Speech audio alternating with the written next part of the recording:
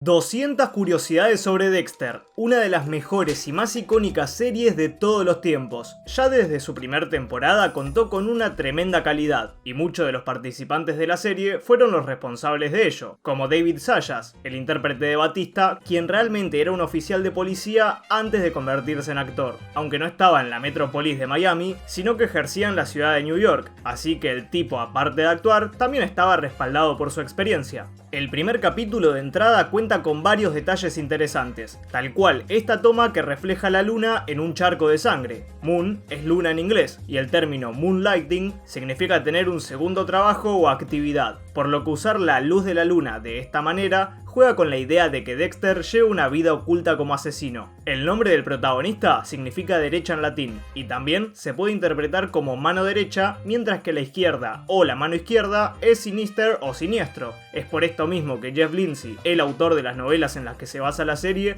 eligió dicho nombre para el forense. Y es que el hecho de que el significado de Dexter sea lo contrario a algo siniestro, refleja la falsa normalidad que demuestra el personaje a los demás. Por si no lo sabían, sí, Dex primero apareció en la novela titulada Darkly Dreaming Dexter, y si bien la primera temporada es una fiel adaptación de la misma, el resto del programa se desvía y cuenta con su propia trama. De todos modos, la mayoría de las líneas del personaje en el capítulo piloto se toman palabra por palabra de la obra de Jeff. Que guarde sus trofeos en un aire acondicionado LG es bastante irónico, teniendo en cuenta que LG significa Life's Good, es decir, la vida es buena, y podemos decir que vida es lo último que había en la caja de Dexter. Volviendo al primer episodio, Deb dice que el resto de oficiales suelen bromear diciendo que la única forma en la que ella puede cerrar un caso es acostándose con alguien, sirviendo de presagio de lo que sucedería en el final de la temporada, ya que a pesar de que fue sin intenciones de su parte, Brian Moser es descubierto gracias a la relación que tienen. Al parecer, Dexter no es el único que ve gente que no está ahí,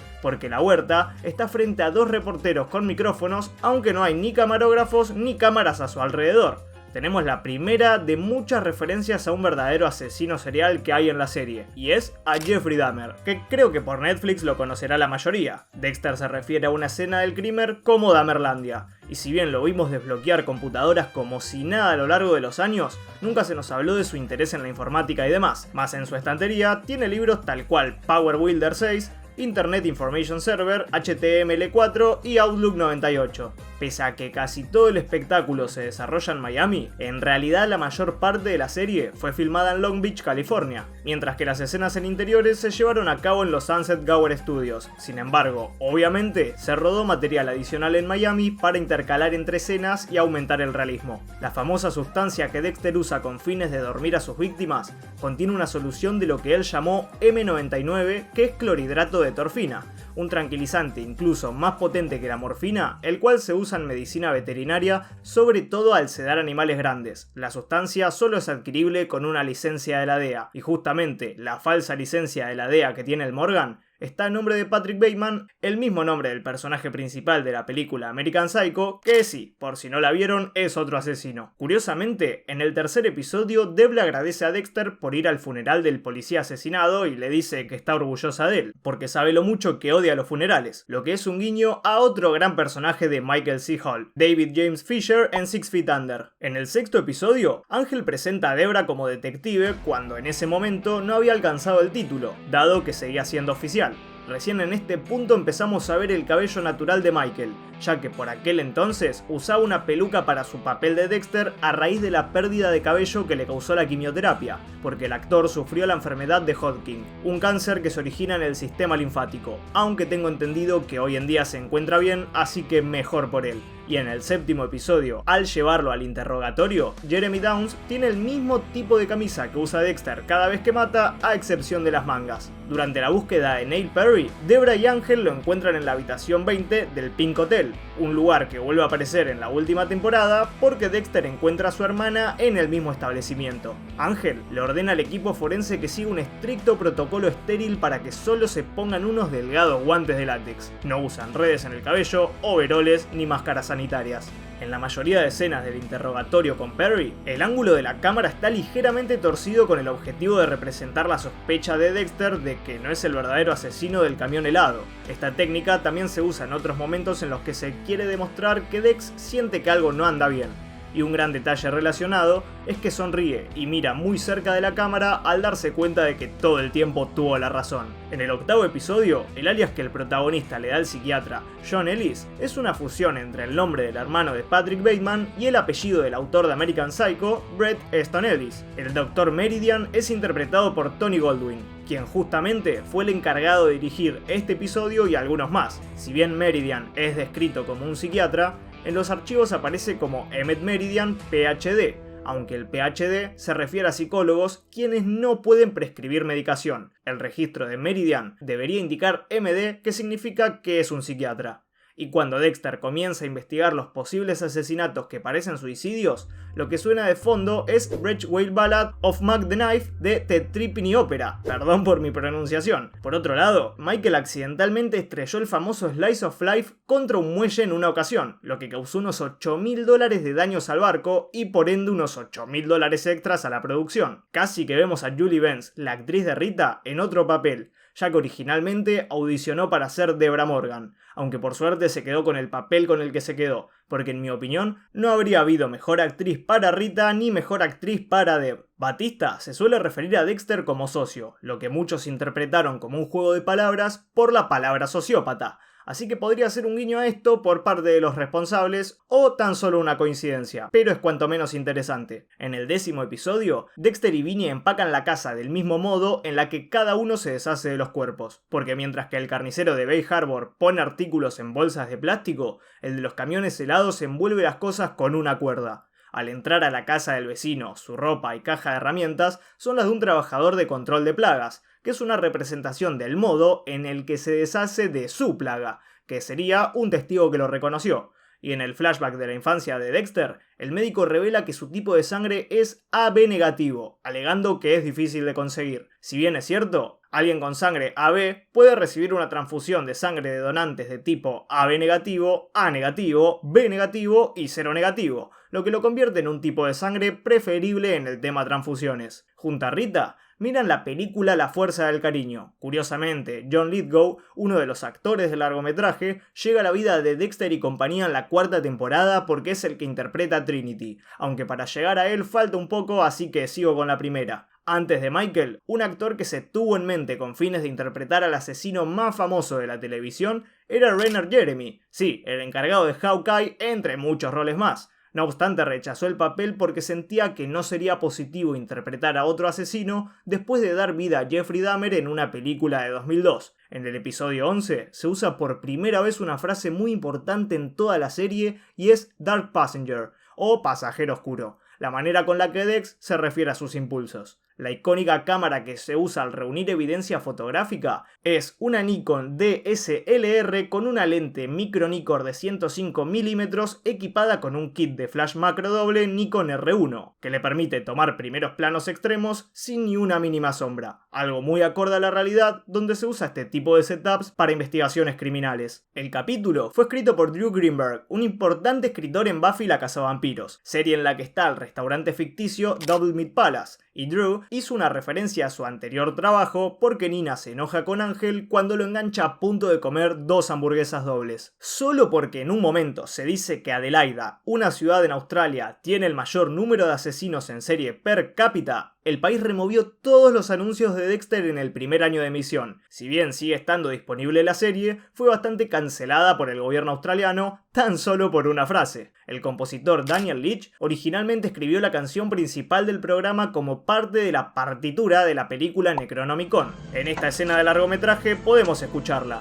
mientras que la canción de apertura es muy parecida a Farewell to Cheyenne, de la película Érase una vez en el oeste. Algo bastante complicado de detectar es que hay 2 Slice of Life, uno con motores Evinrude que se usó para rodar en Miami y otros con motores Yamaha pintados de blanco con intenciones de que no se note la diferencia con el otro, el cual se usó al filmar en California. Y algo un poco incoherente es que Dexter compre el apartamento que tiene detrás del suyo para ampliar el espacio, porque al ver las tomas exteriores dicho apartamento no existe y tampoco puede estar a su lado porque ahí viven vecinos.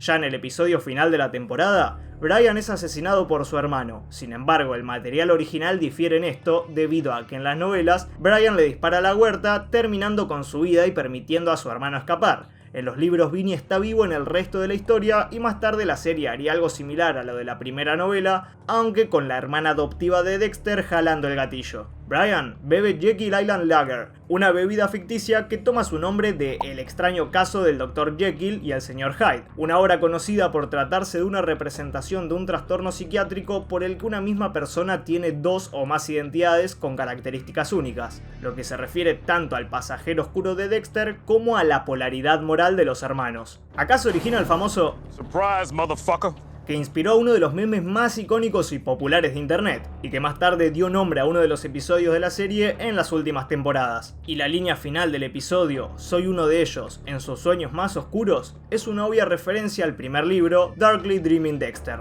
Llegamos a la segunda temporada. El primer episodio se titula It's Alive o Está vivo, evidentemente por Frankenstein, dado que siempre se relaciona al personaje con dicha frase, y también se debe a la película La semilla del diablo. El edificio en el que Dexter se encuentra dudando si saltar para al fin sentir algo es el mismo que se ve 2 temporadas después. Sí, se trata del mismo lugar en el que el asesino de la Trinidad obliga a una mujer a saltar hacia el vacío. Y la máquina de lotería que se ve es claramente de California, siendo uno de los pocos indicios de que la serie no estaba siendo rodada en Miami. Aparte, no hay ningún lugar similar a la costa salpicada de rocas donde se encuentra el cuerpo en esta ciudad. Según lo que dice Dogs, Dexter pudo haber sido un médico, ya que después de descubrir que estudió Jiu-Jitsu avanzado en la universidad, se entera que se calificó en lo más alto de la escuela de medicina, a pesar de que terminó eligiendo analizar salpicaduras de sangre. Esto sugiere que Dexter pudo haber sido un médico. Igual lo más seguro es que haya sido un simple diálogo para resaltar lo inteligente y capacitado que es el personaje. Su apartamento está en la ubicación que están viendo en pantalla, y se encuentra en el pueblo de Miami conocido como Bay Harbor Islands, de ahí el seudónimo que le dan. En el 6º episodio, después de que Dexter le pregunta a Layla qué paso fue ese, ella le responde el sucio o el travieso. No obstante, lo que realmente ocurre en la escena tiene un nombre específico y no es sexo, sino que se hace referencia al término 13º paso. Este término se usa en programas de 12 pasos como Alcohólicos Anónimos para describir una relación romántico-sexual entre alguien con más tiempo en el programa y una persona que es relativamente nueva. En esta ocasión, Layla podría considerarse el 13º paso de Dexter. Aunque este término no forma parte del texto oficial de los 12 pasos, se utiliza con el fin de señalar que alguien está rompiendo las reglas no escritas o actuando de manera irresponsable al involucrarse emocionalmente con alguien que se encuentra en una etapa vulnerable en su proceso de recuperación. Y cuando Debra enciende un cigarrillo utilizando otro, la longitud del mismo va cambiando entre cada corte. En la televisión se revela que Dogs fue un ranger del ejército que sirvió en la élite RRD. Sin embargo, en el material original, el personaje es un ex-marine. El título del 7º episodio, That Night a Forest Grew, es decir, Esa noche un bosque creció, es una referencia al cuento de Maurice Sendak donde viven los monstruos, que en inglés se titula Where the Wild Things Are, en el que crece un bosque en la habitación del protagonista. En el 8º, un gran detalle es que Dogs usa una linterna roja al entrar al apartamento de Dex,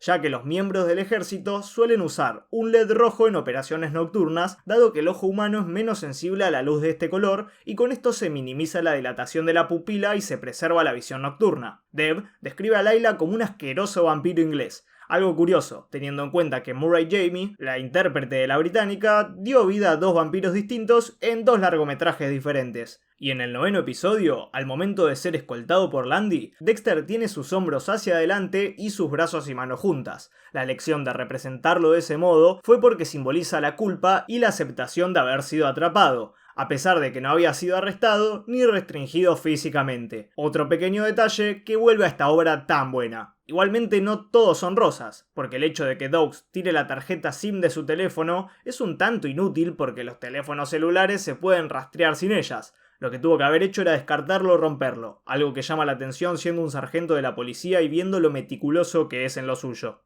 Y que Dexter escape de los agentes del FBI quitando uno por uno estos portaobjetos de vidrio en su baño es un claro reflejo de los trofeos que esconde el forense. Mucho más no hay que sacar de esta temporada, así que vamos con la tercera. El segundo episodio marca la primera aparición de Harry como una visión en lugar de estar presente solo en los flashbacks. Esto es algo que va evolucionando a lo largo de la serie, pero que en esta temporada se reflejaba con una estética diferente a la del resto de escenas. Los nombres que Dexter considera para su hijo son todos asesinos en serie. Charles, al igual que Manson, Philip como Jablonski, Richard tal cual Richard Ramírez y Dexter Jr. obviamente por el Bay Harbor Butcher. En el séptimo episodio, entra junto a Miguel en la sala 103 del hospital, y dicho número está muy presente en la temporada y en la serie en general. El 3 de octubre de 1973 fue el día en el que Dexter y Brian Moser fueron encontrados en el contenedor. Doakes nació el 3 de octubre de 1962 y hay más ejemplos, que se los voy indicando cuando lleguemos a ellos. La foto que vemos del joven Dexter es en realidad una foto de Michael C. Hall y no del encargado de interpretar a su versión adolescente, Great Devon. Hablando de hospitales, Debra le dice a su hermano que si alguna vez se encuentra en estado vegetal, Dexter debería matarla, lo que parece quedar en el aire, pero que adopta otro tono tras ver el episodio final de la serie, ya que terminó sirviendo como un oscuro presagio de lo que ocurriría años después. Y otro presagio del episodio es protagonizado por Yuki Amado, debido a que le dice a Deb que el próximo policía muerto sería por su culpa, sirviendo de foreshadowing al asesinato de la huerta. La pizarra blanca con la información del Skinner se puede ver en la oficina de esta última mientras Ellen y Miguel discuten sobre Albert Chang. Anton tiene su apartamento pintado con naranja y azul de un modo que se suele pintar para personas con daltonismo, algo que no se menciona pero que podría indicar que el personaje sufre de la alteración o quizás el daltónico era en realidad un inquilino anterior. Si bien lo que usa Dexter para terminar con Camila se suele usar en películas o series como un suero de la verdad, realmente se puede utilizar con los mismos fines que el forense, dado que se usa en la eutanasia en ciertos lugares tal cual Países Bajos, con efectos iguales a los que describe Dex. En el octavo, o mejor dicho, en el rodaje del octavo, Jimmy Smith, el actor de Miguel, sin querer agarró un cuchillo real que dejaron por el set en lugar de uno de utilería y apuñaló al especialista Jeff Chase en el corazón. Por suerte, Chase tenía una cubierta de plástico que le salvó la vida. El artículo de sospechoso hallado en el caso del asesinato del profesor está escrito por Kevin Egeland del Miami Tribune, y un anuncio de Egeland Motors se aprecia en la esquina de la web del periódico. Un gran detalle, y es que Kevin fue el encargado de trabajar en todo este gráfico que simula ser una noticia. Y que Deb esté asesorando a Dexter en cuanto al anillo de bodas que le daría a Rita es muy curioso, sabiendo que unos meses después de filmar el episodio, Jennifer Carpenter y Michael C. Hall se casaron, por lo que la actriz prácticamente estaba eligiendo su propio anillo sin saberlo. Los intérpretes de los hermanos Morgan se casaron el 31 de diciembre de 2008 y se divorciaron en diciembre de 2010. No obstante, esto no afectó a la química del programa e hicieron un gran trabajo en sus respectivos papeles. En el 10º episodio podemos ver a Dexter jugando al Halo 3 en la PC de Miguel, aunque el juego solo se lanzó en Xbox 360 y se ve que no estaba muy acostumbrado a jugar porque en lugar de tener una mano en el mouse y otra en el teclado como es costumbre, apoya las dos manos en este último. Al volver a su casa con Rita, Deb dice que hizo que Astor mire las películas de Saw 1 y Saw 2. Julie Benz, la encargada de Rita, protagonizó la quinta película de la saga y se estrenó un mes antes de la emisión del capítulo. Y Jeff Lindsay, el creador de Dexter y autor de las novelas, hace un cameo dando vida al detective que está custodiando la habitación del hospital. Por otro lado, gracias a la gran actuación de Jimmy Smith en este episodio, el actor fue nominado a un Emmy. No obstante, perdió ante Michael Fox por su interpretación de Dwight en Rescue Me, mientras que en el que sigue, después de la muerte del personaje de Smith, la música distorsionada que suena en los créditos es justamente la canción de los créditos, aunque reproducida al revés. En el momento en el que la huerta está revisando el archivo de Miguel, la licencia de conducir indica la fecha de nacimiento del mismísimo Jimmy, ya que llegó al mundo el 9 de julio del 55. Y en el final de la temporada, los responsables de la música de la boda son justamente los encargados de la banda sonora de la serie: Daniel Leach, John Leach y Gary Calamar. En el estreno de la cuarta, considerada por muchos como la mejor de la serie, se reciclan imágenes de cuando Deb estaba buscando la camioneta con paneles de madera del Ice Track Killer. Esta vez, Dexter conduce buscando el lugar de reunión de Benny Gómez, el bar de Tito. ¿Ustedes qué creen? ¿Es la mejor? y de qué manera ordenarían el resto de temporadas. Algo que pasa desapercibido es que hay dos Harrison, es decir, no es solo un actor quien lo interpreta, sino que los gemelos Luke y Evan Crunchev le dieron vida al hijo de Dexter. Esto dadas las leyes de trabajo infantil de la industria. Un pequeño error se ve cuando Dex recoge su trofeo de Benny, y es que se ve la pipeta vacía y en el siguiente corte el portaobjetos de vidrio tiene la característica gota de sangre en él. Y tal cual vemos en los primeros minutos, se nos representa la rutina del protagonista tal cual vemos en los títulos de apertura de cada episodio. Pero esta vez podemos ver el gran cambio en su vida que le generó Harrison, letárgico y desarreglado como todo padre primerizo. Un pequeño detalle y gran parodia de la secuencia que vimos durante años. Pasando al segundo episodio, Dexter hace una referencia al poema Alto en el bosque en una noche de invierno de Robert Frost porque dice que tiene millas por recorrer antes de dormir, la misma frase del escritor. Mientras Arthur Mitchell pasea un perro y una mujer le pregunta cómo se llama, le responde Checkers y explica el extraño nombre alegando que su madre fue republicana. Checkers es el nombre que se le dio al discurso de Richard Nixon en el que abordó las acusaciones a las que estaba sujeto y destacó a su amado perro Checkers con el objetivo de conectarse emocionalmente con el estadounidense promedio. De ahí el nombre del discurso y del perro de Trinity, algo que muchos entendieron y que a muchos otros se nos pasó desapercibido. El tercero, Blind by the Light, tiene el nombre que tiene por la canción con el mismo título de Bruce Springsteen popularizada por Manfred Mann Earth Band. Rita le dice a Dexter que tiene lo mejor de Bananarama para escuchar en el coche, que por si no lo conocen, Bananarama es un grupo británico de pop fundado en 1979, y Dexter se queja diciendo Cruel Summer, el cual es justamente el título de una de las canciones más exitosas del grupo.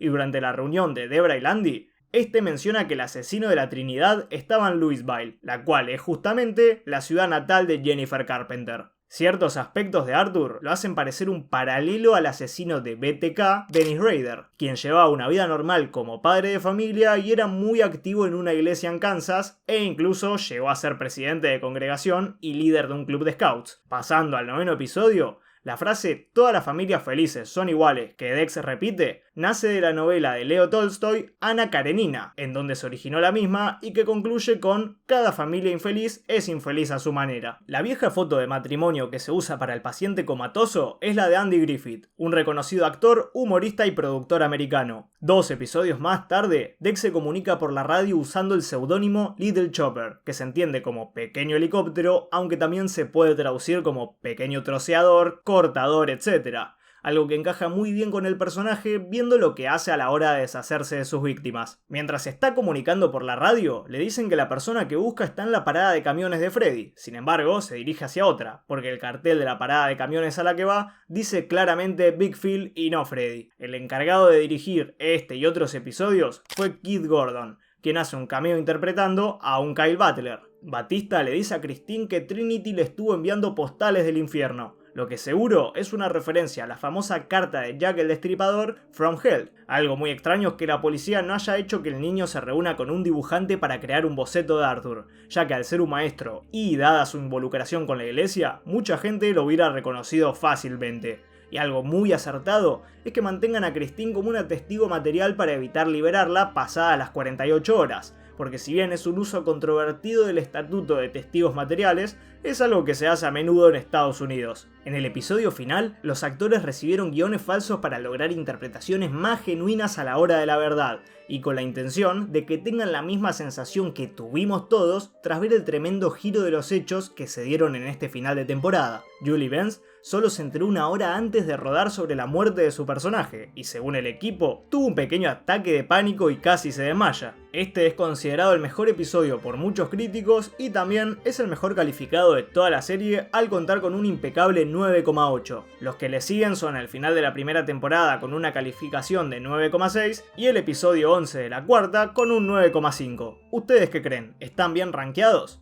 Cambiando de tema, pese a que Arthur tiene un Shelby Mustang GT500 Vintage, el coche con el que se aleja es un Ford Mustang Vintage, y después de que sale de la estación de policía y Dexter lo sigue, mientras Arthur sale del edificio se puede ver la camisa azul de Dex a través del cristal, esperando la señal para salir corriendo y perseguirlo. John Lithgow hizo un trabajo impresionante con Arthur Mitchell, y además de todos los elogios que se llevó, también ganó el Primetime Emmy a Mejor Actor Invitado en una serie dramática, que en mi opinión lo tiene totalmente merecido. Y un detalle es que mientras se prepara para matar a Trinity y discuten sobre cuál sería la alternativa de ser un asesino, Dex le pregunta si lo mejor sería fingir su propia muerte y comenzar de nuevo con otra identidad en otro lugar. Irónicamente, lo mismo que este hace después de todo lo que ocurre. En la quinta temporada, el título del tercer episodio, Prácticamente Perfecto, es una referencia a Mary Poppins de 1964, donde Poppins se autodescribe como prácticamente perfecta en todos los sentidos. Curiosamente, cuando Dexter y Boyd se duermen mutuamente,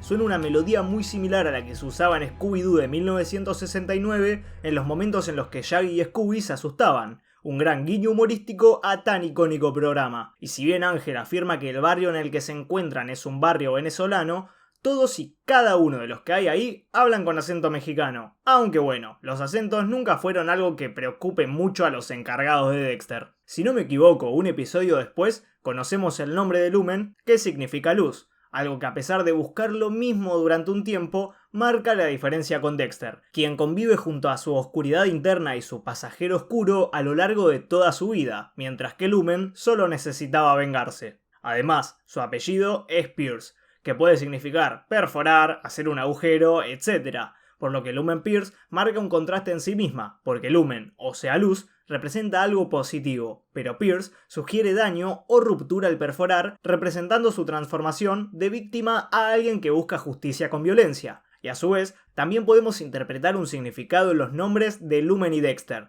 porque como dije, Dexter significa derecha, mano derecha o diestro. El personaje es un experto perforando con su mano derecha, ya que siempre perfora, atraviesa o corta a sus víctimas. Espero haberme dado a entender porque me enredé un poco. A su vez, la relación entre el par es comparada con La Bella y la Bestia por representar la luz y la oscuridad, con Romeo y Julieta por tratarse de una relación intensa con un trágico destino, y con Bonnie and Clyde por ser una pareja fuera de la ley unida por la venganza y la violencia. En este episodio vemos la primera vez que Dev descarga su arma después de tantas veces en las que amenazó con hacerlo a lo largo de la serie. Y en el centro de visitantes donde se queda Lumen, se ve un letrero con kilometraje que está a 203 millas de Disney World. Una gran elección debido a que estaría cerca de ciertas reservas y grandes áreas en las que hay pocas personas y que sería un lugar ideal para que Boyd esconda a sus víctimas. Por si quedaban dudas, el tatuaje que vemos en la espalda de Mazuka en el quinto episodio es real.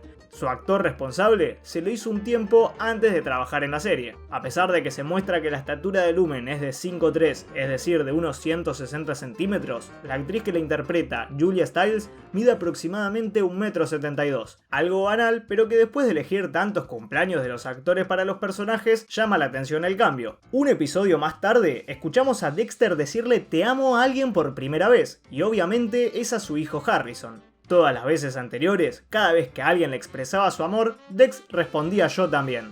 Por acá, otro 103 aparece, porque es el número de apartamento de Queen. Y otro guiño a Six Feet Under se ve cuando Mazuka está explicando la asfixia autoerótica a Dexter y compañía, ya que en la otra serie, el personaje de Michael explica lo mismo y de manera muy similar a sus compañeros de trabajo. Esta es la primera vez en la que Dex envuelve a su víctima en plástico en lugar de solo asegurarlo a la mesa con él como era costumbre. Hay un gran error que la policía ignora de la escena del crimen acomodada por Dexter. El charco de sangre y el rastro no tienen sentido en la historia del supuesto juego sexual, pero Mazuka, con su pantomima exagerada, convence a todos y la investigación se deja a un lado.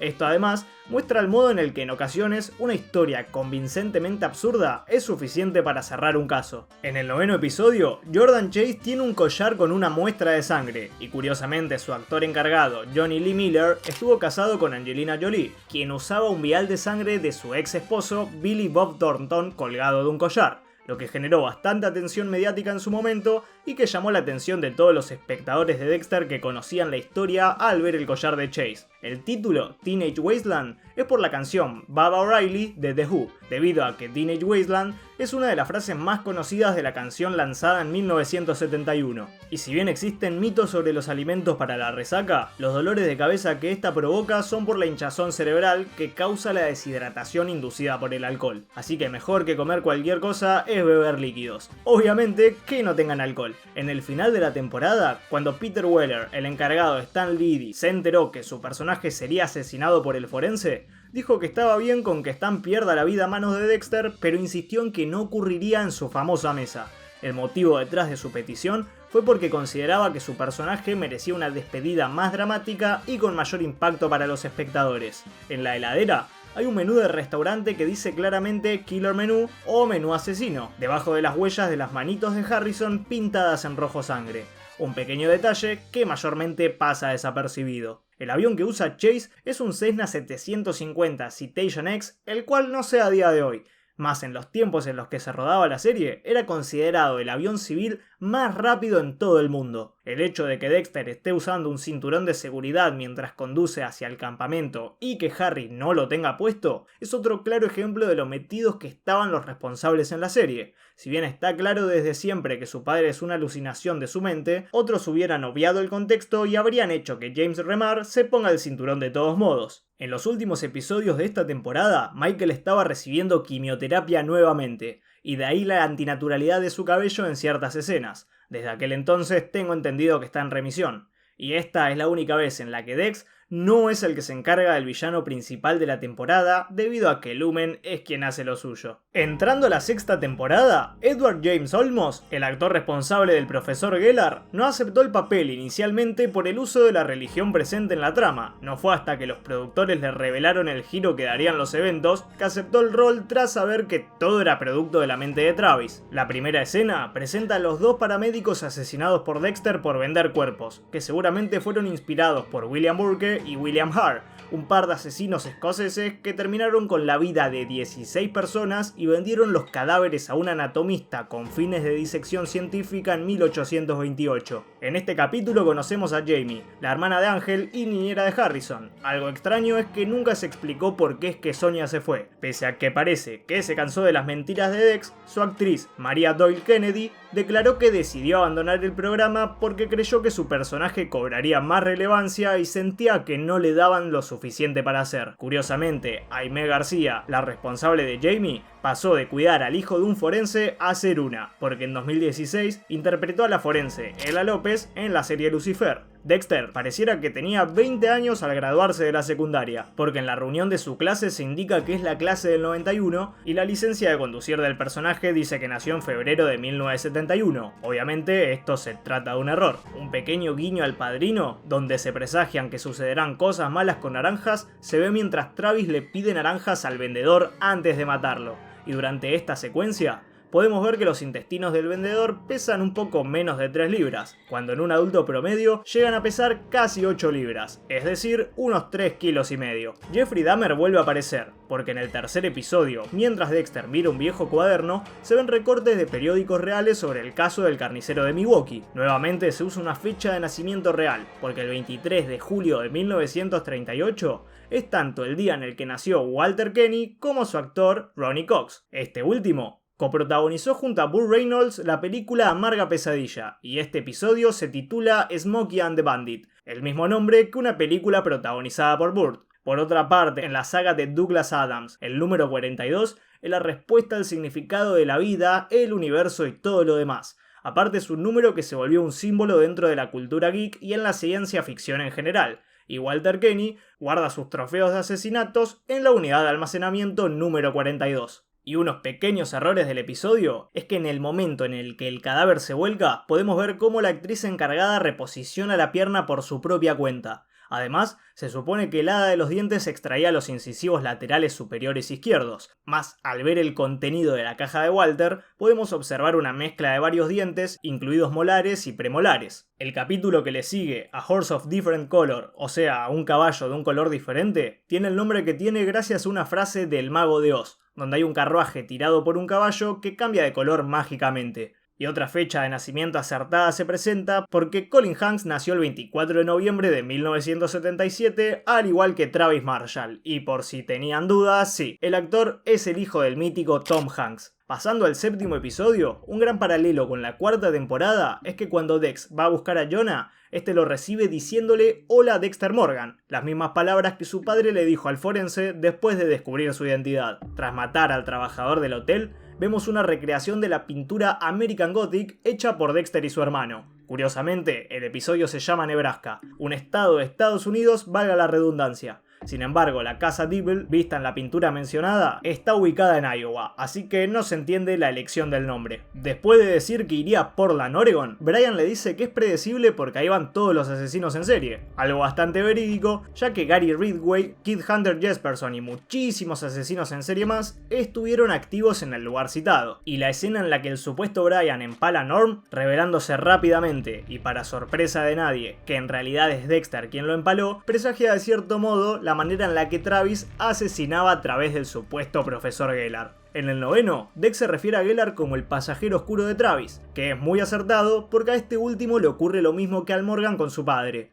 Aparte, Travis dice que Gellar no para en ningún otro lugar, que solo sale a hacer su trabajo, y justamente Dex varias veces se refiere a su acoso y asesinato como su propio trabajo. La llegada de Dexter a la supuesta Universidad de Tallahassee en verdad se filmó en la Universidad Estatal de California en Long Beach, y según el showrunner Scott Buck, solo Michael C. Hall y Edward James Olmos sabían que Gellar era un personaje que estuvo muerto desde su primera aparición. Ni siquiera los directores que trabajaron en la sexta temporada lo sabían, y era Olmos el que le pedía al resto de actores que no miraran a Gellar durante las escenas, inventando alguna que otra excusa, y todo para mantener el misterio hasta casi el final. En el último episodio de la temporada, Travis está comiendo una manzana, lo cual, dado su contexto y demás, es una clara referencia bíblica por el hecho del bien, el mal, la manzana, Eva y todo lo que seguramente ya sepan. Jamie y Louis van al concierto de los hermanos Abbott, una curiosa elección teniendo en cuenta que Seth Abbott hizo un cameo en el primer episodio de la séptima temporada y que aparte Jennifer Carpenter está casada con él y tienen un hijo juntos.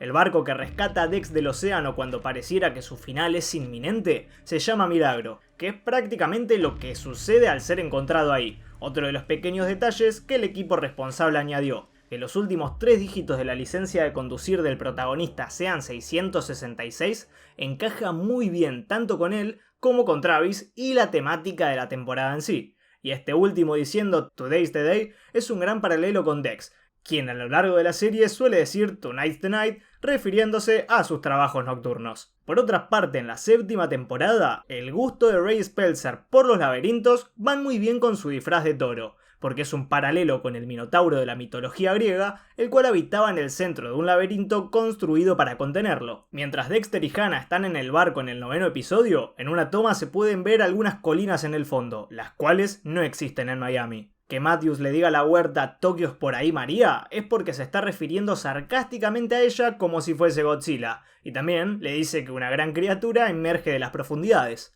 El motivo por el que Ray Stevenson, el encargado de Isaac Cerco, estuvo tan solo en 9 episodios se debió a que el actor tenía programado filmar Thor el mundo oscuro, y no podía rodar durante el tiempo que la producción de Dexter requería. El 10º episodio hace referencia a Supernatural. Jim Beaver es el encargado del padre de Hannah en Dexter y de Bobby en la otra serie. El nombre del pirómano fantasma era Joseph Jensen, y uno de los actores principales de Supernatural es Jensen Ackles. Además, el padre de Hannah dice Balls, que es una frase que Bobby de Supernatural decía al estar frustrado. Este es el único al que Dex mató intencionalmente con su método típico a sabiendas de que no cumplió con su código. A pesar de que había matado a un fotógrafo inocente en la 4ª temporada, fue por error. Y Supernatural no fue la única serie referenciada en este capítulo, dado que cuando Dexter está mirando el registro de personal de Philip Bosso, se puede ver el nombre de un tal Mark Harmon, el cual es el mismo nombre del actor que interpreta a uno de los personajes principales de NCIS. En el episodio 12, Dex usa el alias de Arthur Curry, el cual se trata de uno de los nombres de Aquaman. Los fanáticos del personaje notaron la referencia rápidamente.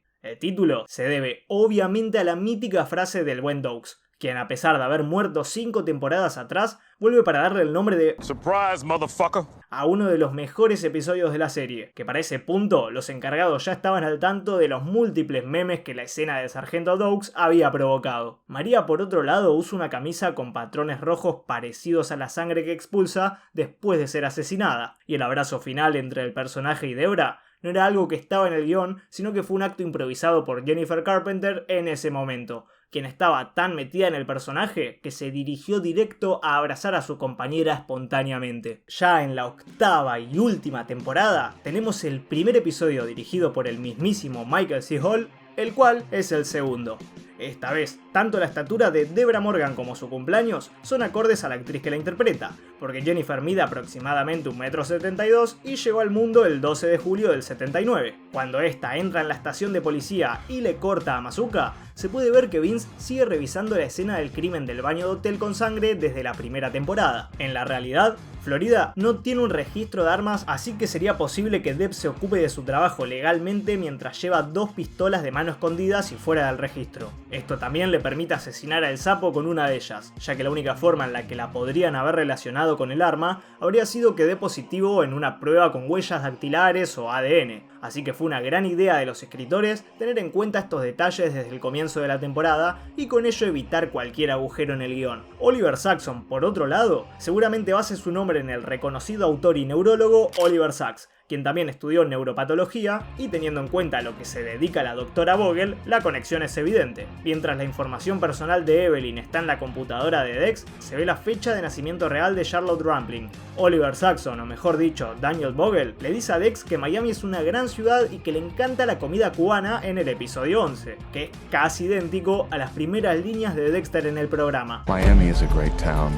I love the Cuban food, pork sandwiches. Aparte, comenta sobre la baja tasa de resolución de asesinatos, la misma razón por la que Dexter alega gustarle Miami para hacer sus cositas. Ahora, antes del episodio final, voy con unos cuantos datos de la temporada final y otros que me quedaron sueltos. En varios momentos de la octava, en lugar de David Zayas, el actor que interpreta a Ángel, veíamos a su hijo, David Zayas Jr., representando al personaje de su padre en algunas tomas de espalda o de lejos, aprovechando el parecido que hay entre los dos. Un detalle sutil pero de calidad es que los gráficos de todo lo que se ve en una computadora mantiene la estética que se veía en los años en los que se desarrolló la historia. A pesar de que los años pasaban, se encargaron de que botones o barras de progreso se vean, por así decir, brillantes, tal cual la moda del internet de aquel entonces. Hablando de Roma, muchos personajes, incluidos los asesinos que supuestamente tendrían mucho que ocultar, dejan sus computadoras no solo sin protección por contraseña, sino que siempre están encendidas y sin protectores de pantalla. Si nos ponemos a pensar, el hecho de que no tengan contraseñas permitió que la historia avanzara en muchísimos casos, aunque todo se entiende con el poder de la ficción. Algo llamativo es que pese a que en el principio se aclara que hay menos de 50 asesinos en serie activos en todo el país, Dexter encuentra uno tras otro en Miami. Quizás el resto estaba al tanto de la baja tasa de resolución de asesinatos al igual que Dex y Oliver y por eso iban todos a parar ahí. Lo positivo es que el forense habrá reducido el número. Unos errores es que casi todos los autos que vimos a lo largo de los años tienen placas frontales de Florida,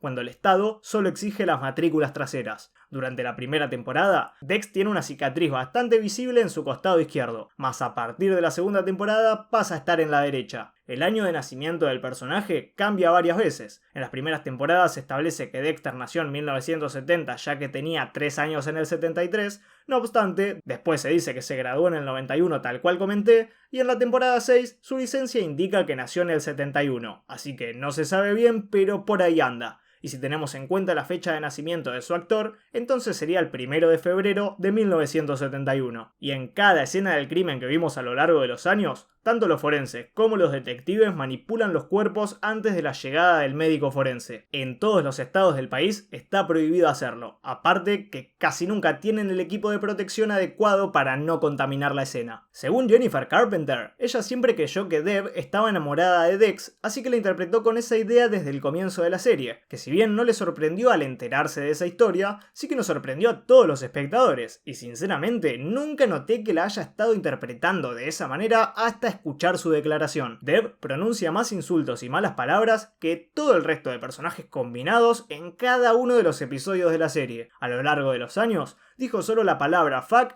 nada más y nada menos que 996 veces. Y solo esa palabra, así que no me quiero imaginar cuál será el número total de todos sus insultos juntos. El español es algo que se utiliza bastante en las 8 temporadas, pero pareciera que con el avance de cada una de ellas, el idioma se va dejando a un lado cada vez más. Bien pronunciado o no, la primera mitad de Dexter cuenta con un uso del idioma mucho más notorio que en la segunda parte. No viene al caso, aunque James Remar y Jennifer Carpenter son parte del universo cinematográfico de Mortal Kombat. dado que Remar interpreta a Raiden en la película del 97 y Jennifer se encarga de Sonya Blade en la película animada de 2020. Mientras que John Lithgow, Peter Weller y Clancy Brown, que este actor participa en la secuela de la serie Dexter New Blood, formaron parte de las aventuras de Bukara Banzai en el 84. Datazo, lo sé. Y Tim Schlatman junto a Lauren Gussis son los únicos escritores involucrados en el show que trabajaron en todas y cada una de sus temporadas. Así que hay que darle sus créditos. Ya en el final, Michael ganó un Globo de Oro a Mejor Interpretación por un actor en un drama televisivo entre muchísimos premios más. Además, fue nominado 5 veces para el Emmy a Mejor Actor Principal en Serie Dramática. El huracán de categoría 5 que azota Miami se llama Laura. Una curiosa elección, sabiendo que Laura es el primer nombre de la madre biológica del protagonista. ¿Recuerdan que les hablé sobre los mejores episodios? Bueno, Remember the Monsters es el episodio peor calificado de toda la serie, contando con un 4,8 sobre 10. Sin embargo, en esta ocasión, no podría estar más en desacuerdo con su puntuación, ya que siento que fue más una calificación por odio que desde la objetividad.